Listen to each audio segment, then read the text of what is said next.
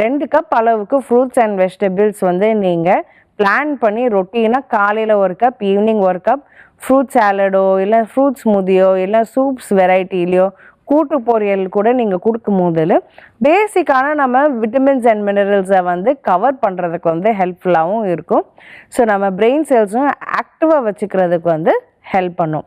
And அடுத்தது பார்த்தீங்கன்னா, time இல்லை படிக்கிறதுக்கு, இன்றைக்கி ஈஸியாக ஸ்நாக்ஸ் தாங்க, அதுதான் எனக்கு வந்து சாப்பிட்றதுக்கு வந்து ஈஸியாக இருக்குது, குயிக்காக சாப்பிட்டுட்டு போய் நான் படிக்கலாம் அப்படின்ட்டு ஒரு தாட்டில் இருப்பாங்க. பட் ஆனால் அது ஒரு பெரிய மிஸ்டேக்.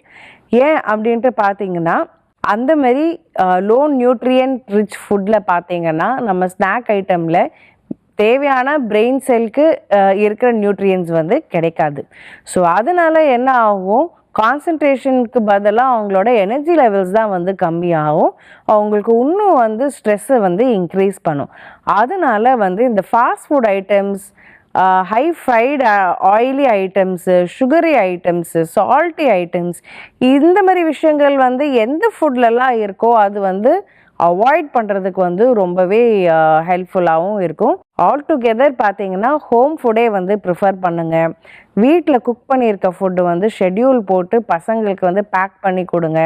டியூஷனுக்கு போனால் கூட அதுக்கேற்ற மாதிரி வெளியில் வாங்கி சாப்பிடாம வீட்டிலேருந்து எடுத்துகிட்டு போகிற மாதிரி வந்து பார்த்துக்கோங்க. தண்ணி கூட வந்து காய்ச்சின தண்ணி வந்து கொடுங்க. So that they don't fall sick during the examination time.